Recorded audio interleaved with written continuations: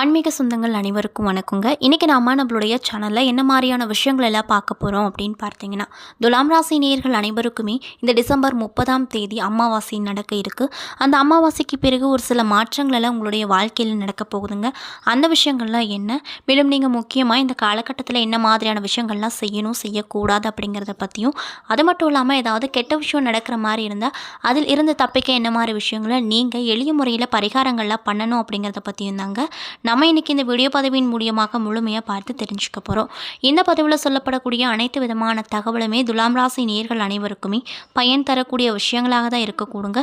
So வீடியோவை skip பண்ணாமல் தொடர்ச்சியாக பாருங்கள்.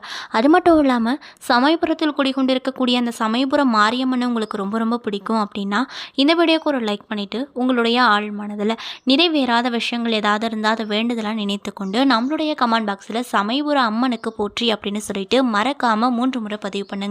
நீங்கள் இந்த தருணத்தில் அந்த அம்மனை நினைத்து இப்படி ஒரு விஷயம் செய்யும்போது கண்டிப்பாக நீங்கள் என்ன விஷயம் நடக்கணும் அப்படின்னு சொல்லி வேண்டுதல் வைத்தீங்களோ அந்த விஷயங்கள் அனைத்துமே அந்த அம்மன் நிச்சயமாக நடத்தி காட்டுவாங்க.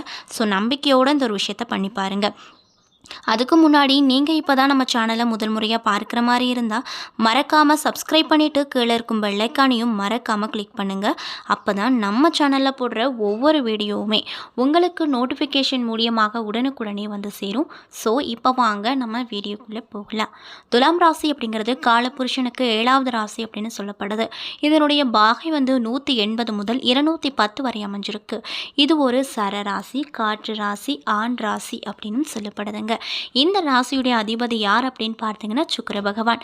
அது மட்டும் இல்லாமல் தராசு வடிவத்துடைய ராசியாக இந்த ராசியுடைய சின்னம் இருக்குது. இந்த ராசியில் என்னென்ன நட்சத்திரங்கள் அடங்கியிருக்குன்னு பார்த்தீங்கன்னா சித்திரை நட்சத்திரத்தின் 1, 2 பாதங்களும், சுவாதி நட்சத்திரத்தின் 1, 2, 3, 4 பாதங்களும், விசாக நட்சத்திரத்தின் 1, 2, 3 பாதங்களும் அடங்கியிருக்கு. அது மட்டும் இல்லாமல் உடலில் அடிவயிறு சிறுநீரத்தை குறிக்கக்கூடிய ஒரு ராசியாக இந்த ராசி இருக்குது. பொதுவாக இந்த ராசிக்காரங்க மரபு வழி பழக்க வழக்கங்களை கடைபிடிக்கக்கூடிய ஒரு அன்பர்களாக இருப்பாங்க. பிறருக்கு உதவும் மனப்பான்மை அதிகளவு உடையவர்களாக காணப்படுவாங்க. பக்திமான்கள், நடுநிலையாட்கள், ஆழ்ந்த சிந்தனையோடு காணப்படுவாங்க. சுகபோகங்களை அனுபவிக்க ஆசைப்படுவாங்க. சிந்தனைவாதிகள் அப்படின்னே சொல்லலாங்க. மேலும் வெள்ளை, மஞ்சள், பச்சை போன்ற நிறங்கள் உங்களுக்கு நன்மை தரக்கூடிய நிறங்களாக இருக்குது. அது மட்டும் இல்லாமல் புதன், வெள்ளி, சனி போன்ற கிரகங்கள் உங்களுக்கு நன்மை தரக்கூடிய கிரகங்களாக இருக்குது. மேலும் ஆடி, தை, மாசி, வைகாசி, ஆனி போன்ற தமிழ் மாதங்கள் உங்களுக்கு நன்மை தரக்கூடிய மாதங்களாகவும் இருக்குது அப்படின்னு சொல்லப்படுதுங்க. அது மட்டும் இல்லாமல் உங்கள்கிட்ட இருக்கக்கூடிய சிறப்பான குணங்கள்லாம் என்ன அப்படின்னு பார்த்தீங்கன்னா புனிதமானவர்களாக இருப்பீங்க. புத்தி கூர்மை அப்படிங்கிறது உங்கள்கிட்ட அதிகமாக இருக்கும். நீதி, நேர்மை, அமைதி மற்றும் ஒற்றுமையை கடைபிடிக்க ரொம்பவே பாடுபடுவீங்க. சாத்விக குணம் உடையவங்களாக இருப்பீங்க. ரொம்ப அமைதியாக இருப்பீங்க. அது மட்டும் இல்லாமல் நினைத்ததை அப்படியே செஞ்சு முடிப்பீங்க. அதை முடித்ததுக்கு அப்புறம் தான் மற்ற ஒரு வேலைக்கு நீங்கள் இறங்குவீங்க. அது மட்டும் இல்லாமல் தியாகம் குணம் உடையவங்களாக காணப்படுவீங்க. ரொம்ப ரொம்ப பொறுமைசாலிகள். அதே போல் உங்ககிட்ட ஒரு சில விஷயங்கள்லாம் மாற்றிக்கொள்ள வேண்டிய விஷயங்களாக இருக்குது. அதெல்லாம் என்னென்னு பார்த்தீங்கன்னா எதுக்கெடுத்தாலும் ரொம்ப வாக்குவாதம் செய்வீங்க. அது மட்டும் இல்லாமல் ஆகாயத்தில் அதிகமாக கோட்டை கட்டுவீங்க. பொய் புகழ்ச்சி செய்வீங்க. வேலைகளில் தாமதம் காட்டுவீங்க. அயராமல் கருத்துக்களை சொல்லிக்கிட்டே இருப்பீங்க. நான் சொன்ன மாதிரி சின்ன சின்ன விஷயத்தை மட்டும் இந்த துலாம் ராசி நேயர்கள் மாற்றிக்கிட்டீங்க அப்படின்னா உங்களை போல் மாமனிதர்கள் யாருமே இருக்க மாட்டாங்க. ஸோ மறக்காமல் இந்த சின்ன சின்ன விஷயங்களை மட்டும் மாற்றிக்கோங்க. மேலும் துலாம் ராசி நேயர்கள் யாராவது இந்த பதிவை பார்த்துட்ருக்கீங்க அப்படின்னா நான் சொன்ன விஷயங்களை உங்களுக்கு மேட்சாக இருந்துச்சு அப்படின்னா நம்மளுடைய கமெண்ட் பாக்ஸில் கரெக்ட் அப்படின்னு சொல்லுங்கள். இல்லைன்னா உங்கள் ஃபேமிலி அண்ட் ஃப்ரெண்ட்ஸ் சர்க்கிளில் யாராவது துலாம் ராசி நேயர்களாக இருக்கிறாங்க அப்படின்னா அவங்க நான் சொன்ன மாதிரி விஷயங்கள்லாம் மேட்சாக அவங்களுக்கு இருந்துச்சு அப்படின்னா நம்மளுடைய கமெண்ட் பாக்ஸில் அந்த நபர்களுடைய பெயரை மறக்காமல் பதிவு பண்ணுங்கள். அப்படிப்பட்ட துலாம் ராசி நேயர்களுக்கு இந்த டிசம்பர் 30ஆம் தேதி அமாவாசை நடந்து முடிந்த பிறகு ஒரு சில மாற்றங்கள் எல்லாம் நடக்க போகுது. அந்த விஷயங்கள் என்ன அப்படிங்கிறத பற்றி இந்த வீடியோவில் பார்க்கலாங்க. ஸோ வீடியோவை ஸ்கிப் பண்ணாமல் தொடர்ச்சியாக பாருங்கள். அது மட்டும் இல்லாமல் மார்கழி மாத கிரகநிலையை ஆராய்ந்து பார்க்கும்போது உங்களுக்கு இந்த அமாவாசைக்கு பிறகு என்ன மாதிரியான மாற்றம் கிடைக்கும்னு பார்த்தீங்கன்னா மாத தொடக்கத்தில் உங்களுடைய ராசிநாதன் சுக்கிரன் சுகஸ்தானத்தில் சஞ்சரிக்கிறாரு. அவர் மீது வக்ரகுருவின் பார்வை பதியுது. இதனால் இந்த மாதம் இனிய மாதமாக உங்களுக்கு அமைய போகுது. அது மட்டும் இல்லாமல் பகை கிரகம் வலிமை இழந்து பார்க்கும் பொழுது நல்ல காரியங்கள் பலவும் நடக்கும். அது மட்டும் இல்லாமல் திறமைக்குரிய அங்கீகாரம் கிடைக்கும். திரவிய லாபமும் திடீர் முன்னேற்றமும் கிடைக்க போகுது. இதனால் ரொம்பவே சந்தோஷமாக நீங்கள் காணப்படுவீங்க. மேலும் வருங்காலத்தை பற்றிய பயம் அனைத்துமே நீங்கள் போகுது. நினைத்ததை செய்து முடிக்கும் வல்லமை பெற்ற கிரகம் அமைய போகுதுங்க. மேலும் மாத தொடக்கத்தில் கடகத்தில் உங்களுடைய ராசியில் செவ்வாய் மகரத்தில் சஞ்சரிக்கும் சுக்கிரனை பார்க்கிறாரு. இதனால் சுக்கிரன் கும்பத்திற்கு சென்ற பிறகு கூட செவ்வாயின் பார்வை அவர் மீது விழுது. மேலும் உங்கள் ராசிக்கு 2 மற்றும் 7 ஆகிய இடங்களுக்கு அதிபதியானவர் தான் இந்த செவ்வாய் பகவான் அப்படின்னு சொல்கிறாங்க.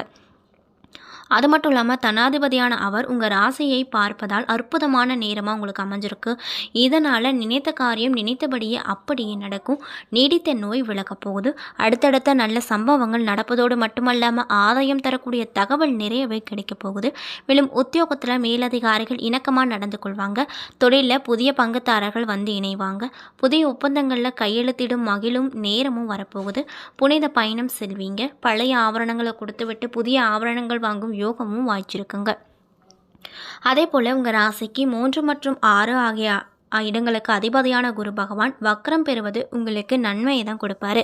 மேலும் 6க்கு அதிபதி வக்ரம் பெறும்போது எதிர்ப்புகள், வியாதி, கடன் ஆகிய 3இல் இருந்து விடுபடுவீங்க. உதிரிய வருமானங்கள் வந்து கிடைக்கும். நீண்ட நாளைய கடன் பாக்கிகள் செலுத்தி நிம்மதி அடைவீங்க. அது மட்டும் இல்லாமல் நிகழ்கால தேவைகள் பூர்த்தியாகும். ஆரோக்கிய தொல்லைகள் அகலப்போகுது. அகலக்கால் வைத்ததின் விளைவாக ஏற்பட்ட கொடுக்கல் வாங்குதலில் ஒழுங்கு செய்வீங்க.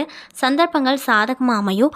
நல்லது நடக்க நண்பர்கள் வழிகாட்டுவாங்க. மேலும் இந்த காலகட்டத்தில் தேவகுரு அதாவது குரு பகவான், அசுர குரு அதாவது சுக்கிர பகவான் 2 வழிபாட்டையும் நீங்கள் செய்வது உங்களுக்கு ரொம்ப நல்லது அப்படின்னு சொல்லப்படுதுங்க. மேலும் மார்கழி 15ஆம் தேதி கும்பராசிக்கு சுக்கிரன் செல்ல போகிறாரு. மேலும் உங்கள் ராசிக்கு அதிபதியாகவும் 8வது இடத்திற்கு அதிபதியாகவும் இருக்கக்கூடிய கடவுள் தான் இந்த சுக்கிர பகவான்.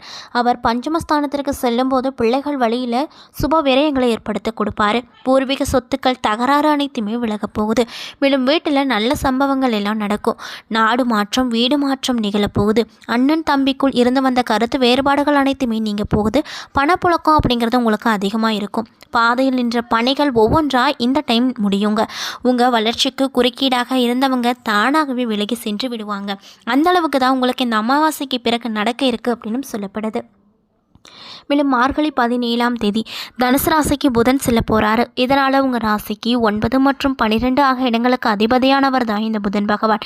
மேலும் பாக்கிய ஸ்தானாதிபதியாக அவர் சகாயஸ்தானத்திற்கு வரும்போது நன்மைகளை அதிகரிக்க செய்வார். பூர்வீக சொத்துக்கள் கைக்கு வந்து கிடைத்து அதை விரிவு செய்யும் முயற்சியில் ஆர்வம் அதிக அளவு நீங்கள் காட்டுவீங்க. அது மட்டும் இல்லாமல் புதிய வாகனம் வாங்கும் யோகம் அமைஞ்சிருக்கு. பயணங்கள் பலன் தரக்கூடிய வகையில் இருக்கக்கூடும். பண பொறுப்புகள் சொல்லி வாங்கி கொடுத்து தொகையும் வந்து சேருங்க. மேலும் பொது வாழ்வில் ஈடுபட்டிருக்கக்கூடியவங்களுக்கு இந்த அமாவாசைக்கு பிறகு நாட்கள் எப்படி அமைஞ்சிருக்கு அப்படின்னு பார்த்தீங்கன்னா எதிர்பார்த்த மாற்றங்கள் கிடைக்கும். வியாபாரம் மற்றும் தொழில் செய்பவர்களுக்கு நண்பர்கள் பக்கபலமாக இருப்பாங்க. உத்தியோகத்தில் இருப்பவங்களுக்கு உயர் அதிகாரிகளின் நுணுக்கங்களை கற்றுக் கொடுப்பாங்க. கலைஞர்களுக்கு வாய்ப்புகள் அதிகம் கிடைக்கும். மாணவ மற்றும் மாணவிகளுக்கு போட்டிகளில் வெற்றி கிடைக்கும். பெண்களுக்கு பிள்ளைகள் வழியில் நல்லது நடக்கும். மேலும் இடம் வீடு வாங்கும் முயற்சி இருந்தால் அந்த விஷயங்கள் அனைத்துமே இந்த காலகட்டத்தில் கைகூடி வரும் அப்படின்னு சொல்லப்படுதுங்க. அது மட்டும் இல்லாமல் வெளிவட்டாரத்தில் செல்வாக்கு அதிகரிக்கும். புதிய முயற்சிகள் அனைத்துமே மிக எளிதாக வெற்றி அடைய செய்யும். எதிர்பார்த்த பண வரவு கிடைப்பதோடு மட்டுமல்லாமல் எதிர்பாராத அதிர்ஷ்ட வாய்ப்புகள் ஏற்பட போகுதுங்க. குடும்பத்திற்கு தேவையான பொருட்களை வாங்கி மகிழ்ச்சி அடைவீங்க. கணவன் மனைவிக்கிடையே இருந்து வந்த கருத்து வேறுபாடுகள் அனைத்துமே நீங்க போகுது அப்படின்னு சொல்கிறாங்க. அது மட்டும் இல்லாமல் குடும்பத்தை நிர்வகிக்கக்கூடிய பெண்மணிகளுக்கு இந்த அமாவாசைக்கு பிறகு என்ன மாதிரியான மாற்றம் கிடைக்கும்னு பார்த்தீங்கன்னா மகிழ்ச்சி தரக்கூடிய ஒரு நாட்களாக உங்களுக்கு அமைய போகுது. அதில் எந்த ஒரு மாற்றமும் இல்லை அப்படின்னு சொல்கிறாங்க. புதிய ஆடை ஆபரணங்கள் வாங்கி மகிழ்ச்சி அடைவீங்க. விருந்து விசேஷங்களில் கலந்து கொள்ளும் வாய்ப்பு அமைஞ்சிருக்கு.